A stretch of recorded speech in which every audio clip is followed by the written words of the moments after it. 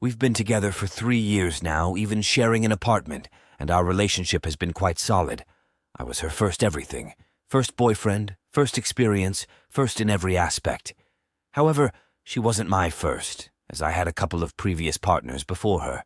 Initially, she assured me that it didn't matter, and that she was happy to be with me. We were content together. But at the start of our 3rd year together, she began to resent me for having more partners than her. This issue escalated when she suggested opening up the relationship, claiming it would allow us to explore our options without ending what we had. At first, I was deeply upset by the idea.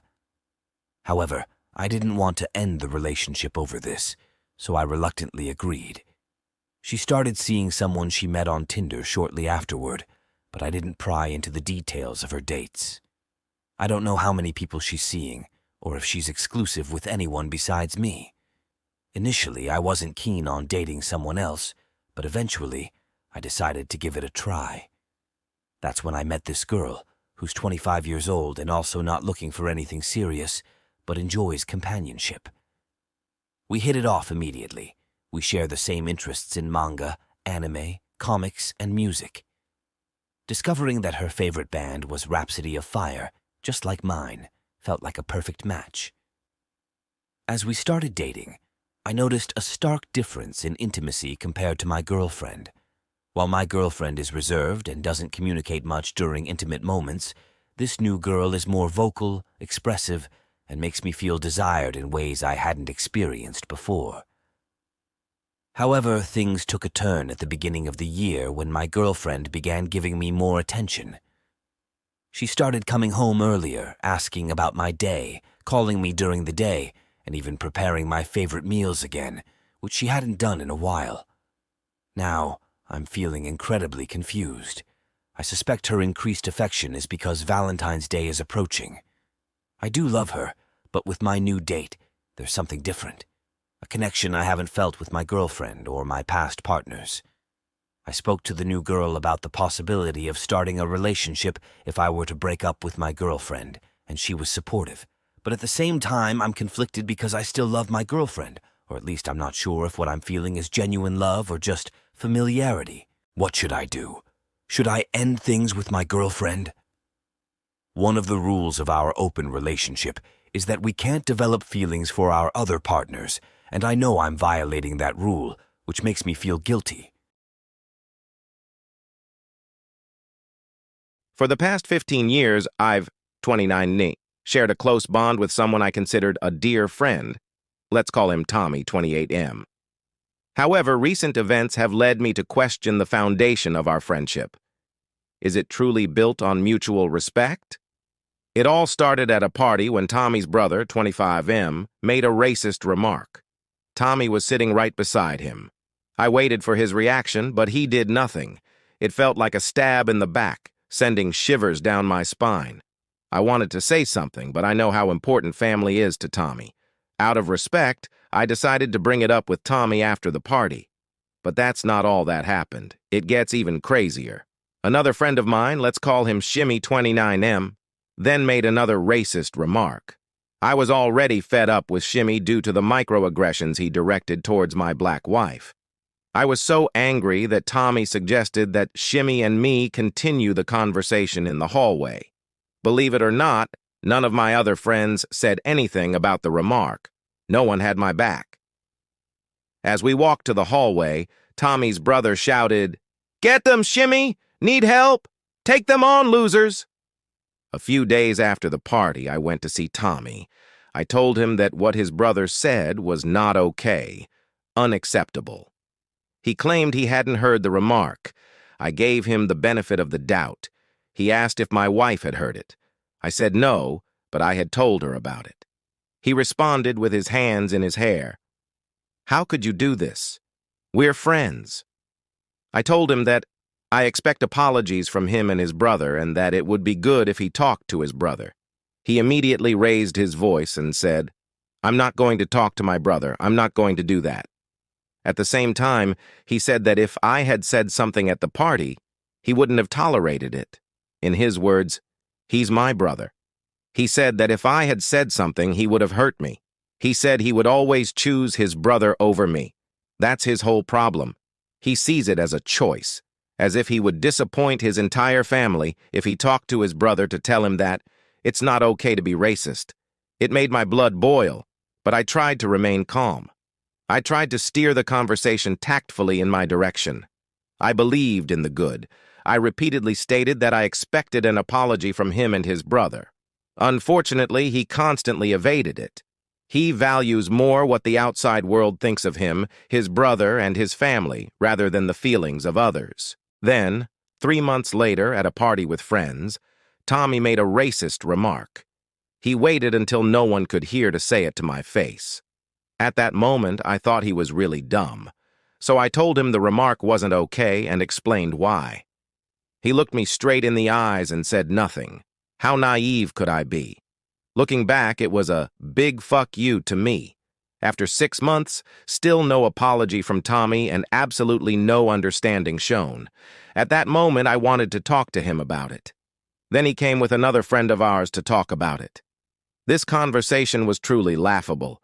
He stated that he could never change his mind about it. Not now and not in the future.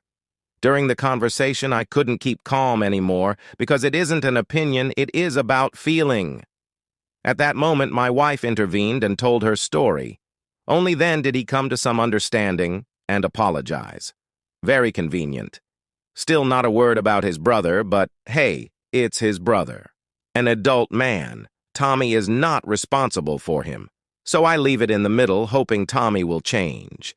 Now, 1.5 years later, Tommy invites his brother to a friend activity, as if I have to accept what happened. His brother treated me disrespectfully. He was screaming like an idiot and wanted to fight me. Man, his brother disrespected me and my wife so deeply that I never want to see him again in my life unless he takes responsibility for his actions. And Tommy accepts all of this and doesn't give a fuck about how I feel. While he knows damn well how the relationships are, now he doesn't understand anymore and doesn't understand why I don't want to be friends with him anymore. I cherish the beautiful moments I've had with him in these 15 years. I gave it a chance. Our paths diverge now. I still see the good in people, but I won't wait for them to see it themselves anymore. I've been feeling uneasy for the past month or so. I recently started a new relationship with this girl in November. Initially, it seemed like she was going out every weekend, which I understood given that she's in her final year of nursing school and deserves to unwind and celebrate. However, I started noticing that she was regularly Snapchatting other guys, claiming they were just good friends she made at university over time.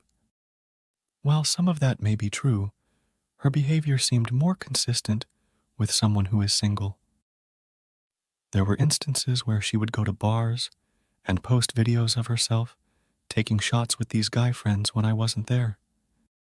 When I brought up my concerns, I was dismissed as insecure and oversensitive. I was only featured on her private Snapchat because she didn't like the pictures we had together. Feeling suspicious, someone on Reddit suggested I check her phone. I did so yesterday and discovered that she had been texting her ex-boyfriend consistently for the past 2 months, right when we started our committed relationship.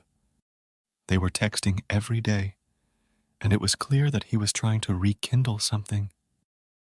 Although she didn't send any pictures back, she flirted with him and complimented him while she was dating me and sleeping with me.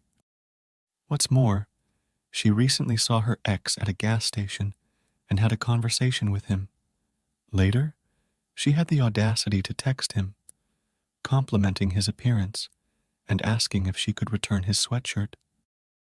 It makes me wonder if she's truly over him. Discovering all this has shattered my trust in her. It's disappointing to realize that she may just enjoy the attention. Additionally, I found out that she's still in contact with guys she used to exchange explicit photos with, and she lives with roommates who cheat. Since I found out yesterday, she's been unusually nice and even offered to pay for my haircut this week. She's also mentioned wanting me to meet her mom. I'm at a loss for how to proceed with her. I'm torn about what to do next. I relocated to attend this new school for her, and now my friend suggests I move back home. The purpose of this story is to honor my incredible father, who exemplified perseverance and hard work throughout his life. My dad was born in 1975 in Pandara, a district in India. His father served as a Tehsildar, a position of authority in the central government of India. Despite not excelling academically in his early years, my dad managed to complete high school. He pursued a bachelor's degree in computer applications and management from a smaller college, as his grades weren't high enough for admission to a prestigious institution. Determined to succeed, he worked diligently during his college years and eventually earned an MBA in finance from the Indian Institute of Management, Ahmedabad. After a successful stint at Reliance for 2 years, he realized he didn't want to work as a subordinate to a billionaire and decided to start his own finance company. He obtained certification from the Institute of Chartered Accountants of India and became a chartered accountant. Following his professional achievements, he married my mum and served as a CFO in a company while also pursuing various startup ventures. Despite his best efforts, all of his startup endeavors failed. Undeterred, he persisted and attempted 6 startups by 2017. Then, he met a fellow chartered accountant whose company was on the verge of bankruptcy. Taking a significant risk, my dad invested all his savings and purchased a 50% stake in the struggling company for Rs 10 crore. Despite the company's dire financial situation, my dad's educational qualifications instilled confidence in the other party. Through sheer dedication and management skills, my dad managed to turn the company around. By 2019, its net worth had soared to Rs 220 crore. However, the COVID-19 pandemic posed new challenges, and my dad took on additional responsibilities within the company to ensure its survival.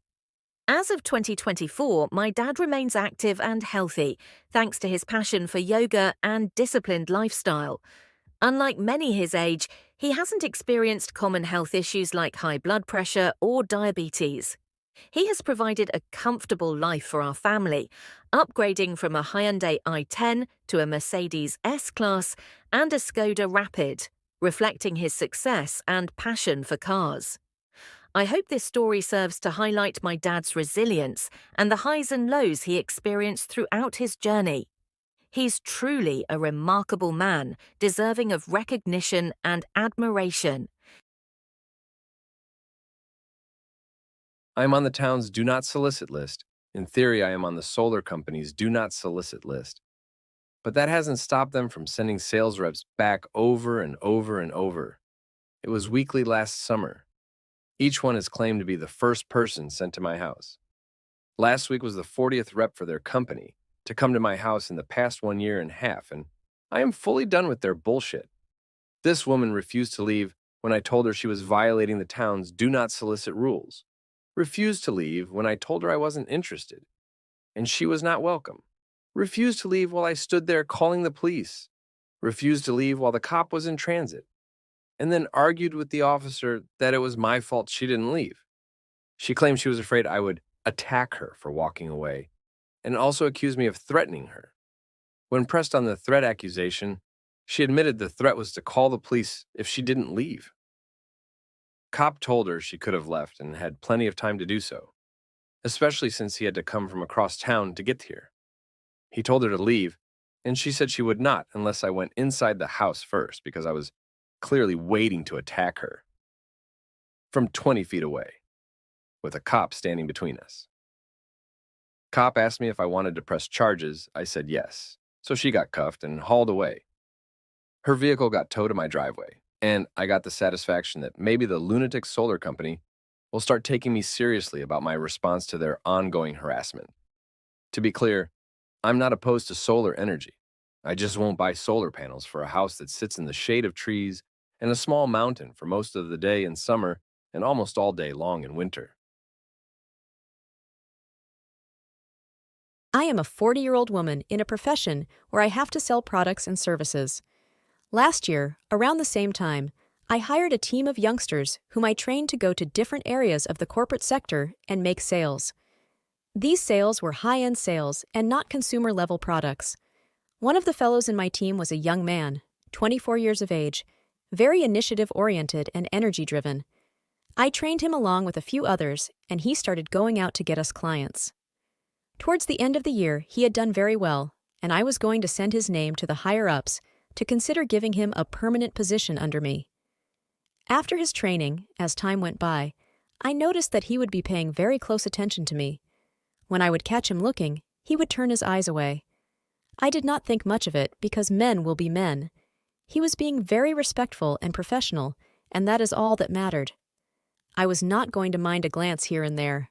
Forgiven. Just when I was about to announce that he would be getting a better-paying permanent position, he came to me and said that he would like to resign. I asked him why, and he said that he is interested in a woman who may not appreciate him working there. I told him that I am about to send his name for a permanent position with all the company benefits, and people work for 4 to 5 years as underpaid contractors before they get it. He said that this woman would not appreciate it. I told him to bring his girlfriend and have her take a look at the amazing work that you do because we are a very prestigious company. He said that she knows this company. I immediately thought that he was dating one of his coworkers that I had to let go. This girl was very pretty, but all trouble. I did not ask much. I told him to offer my name as his reference if he ever needed. 2 weeks later, he reaches out and says, "Boss, that woman is you. I want to take you out, and it would have been very unprofessional to ask you out if I was there under you." I was totally stunned. I never saw that one coming. He said that he has given up a major career offer to ask me out, so I need to give him just one date. He said in that date he will try to convince me that we are perfect for each other, and I need to give him the opportunity to make that sales pitch. I felt very bad for him because he had taken such a huge risk. The woman inside me is flattered because I cannot think of a man taking such a gamble for a woman that he thinks is a very long shot. The boss in me questions this whole thing, and I'm wondering if I should meet him. I made a few phone calls to arrange for his job interviews in a few other places, and I am thinking if I should use this date to tell him to look into these places for better career opportunities. As crazy as it may sound, it kills me to leave this young man hanging when I know he took such a huge risk with his life for me. I'm 19, have been with my long-distance girlfriend 18 years old for about 2 years. Of course, with us being long-distance, we're going to have our problems every now and then. With us both being in different states, no telling what we both be doing, she could tell me she's doing something and could be lying, just like I can. Anywho, I'm at work sitting down because I already did what I had to do, so I'm chilling on my phone. I got on Instagram for a little bit, and I'm barely on Instagram because there's nothing on there. I'm mainly on TikTok and Twitter. So as I'm scrolling on my timeline, there was discovery suggested pages who I could follow or whatnot. I seen a page with my lady face as the profile pic and the username being "I love such a such," which was inserted with my girl name. I clicked on the page to see what it was about. There was a highlight of pictures and text messages of them together on that highlight that said, "Wife." I'm thinking like, yo, I don't want to go down that road of overthinking, because the last time I did everything I was thinking was right. I viewed the other girl posts. She has a whole lot of party flyers, pictures of herself, and also posted her Apple Watch photo, which had my girlfriend on it. I was still going through her post and looking at her story post to see if I'm actually seeing this right now. I took screenshots of everything I saw and sent them all to my girlfriend. I told my girlfriend, "I'm not finna argue, but I'm done with you." And that's when she wanna say, "It's not what it looks like," saying the girl she was taking pictures with was trying to back at her cheating wife. What I'm trying to understand is, you yourself have a girlfriend, which is me, and the other girl that's trying to get back at her cheating wife knows you have a girl. Why she couldn't use a different to do her little revenge because y'all both disrespected me and didn't say nothing until I confronted you about it. My girlfriend was just telling me to listen to me because I would never do this to you. Please don't do this. Just go. Text the girl to know what's really going on? Blah, blah, so on. I wasn't going to go back to my overthinking stage. I told her, it's cool. Neither one of y'all finna stress me, and I shouldn't have to go to someone else to hear they side of what the hell is going on. So my girlfriend had her text me explaining what was going on. I didn't care to want to hear, because this not my first time getting cheated on. After the other girl texted me, I just blocked her and ignored my girl for the rest of the day because you pissed me off and I already had a whole lot going on in my head too. Long distance isn't for the weak and I already knew what might happen, but I'm over it back to being single. When I was 19, I was going camping with a group of my coworkers. We all worked at a summer camp for adults with disabilities. We were going rafting tubing. My mom called and asked me not to go because she had a dream someone was going to have an accident. Well, me being 19, I giggled it off and told her we would be fine. I did mention it to a couple of people that were going, and we shrugged it off. Well, on the way, he had a serious accident. All 12 of us were taken to the hospital. Our boss said it looked like a war zone with bodies everywhere. No one from our good got seriously injured, but the lady in the other car died. Me and the coworkers that I talked to just sat in the hospital dumbfounded. My mom showed and just looked at me with that, "I told you so," mom look, if that wasn't crazy enough. I later found out that the woman who died was my then-girlfriend's aunt. I just got a new revelation about some drama at my brother's funeral, and it brings out my dark sense of humor. Thought y'all might relate. So, my brother died in his mid-20s because a guy got on the highway the wrong way after doing all the drugs. Not fun, 1010, would not recommend to a friend. It's a bitch! Well, my brother was riding a motorcycle with a friend in front of him, and friend has hella survivor's grief. So I, like a good little sister, have the guy over during the first week and chat about what happened. We hug, big biker guy sobs like a baby after pulling me into his lap and repeating, "It should have been me." I give him a great speech about survivor's guilt. We move on and all of us rally around each other in grief. Well, dude's girlfriend was a psycho and assumed that I, in the week my brother died, was fucking her boyfriend, the guy I just met, in the midst of his crippling shock and survivor's guilt. So the night we held an informal memorial party, she ran through a house of 50 people screaming, "Where is Op and my boyfriend?" insinuating we were fucking in the bushes. It was awkward. I was outside and her boyfriend was on the other side of the house. I knew none of this until 6 months later, when my brother's close friend told me she had to smooth it over. But that isn't the end of it. I also had a roommate BFF at the time who was an energy vampire. She always needed me to fix her. I cut contact after she hit me a few months after this.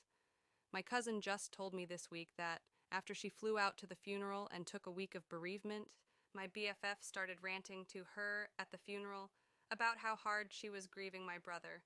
Folks, she had met my brother maybe 5 times tops over more than a decade. She don't know him. While she was ranting, my cousin was looking for me to say goodbye, and BFF was trying to slyly block her off from seeing me. Finally, my cousin just pushed past. Cousin was very relieved to hear we don't talk anymore and said, "Thank God, that girl was crazy." So, all in all, if I had a nickel for every time a woman played nice and sympathetic to my face and then was a dramatic, flaming piece of garbage behind my back at my brother's funeral, I'd have 2 nickels. Which isn't a lot, but it's weird that it happened twice.